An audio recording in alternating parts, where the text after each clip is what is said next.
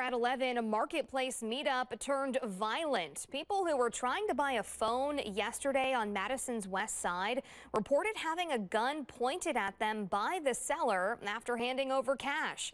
The victims told Madison Police that the sale was organized over Facebook Marketplace, and so they agreed to meet near Flower Lane.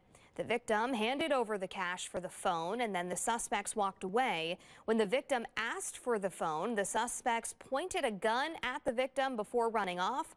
Police are still looking for those suspects.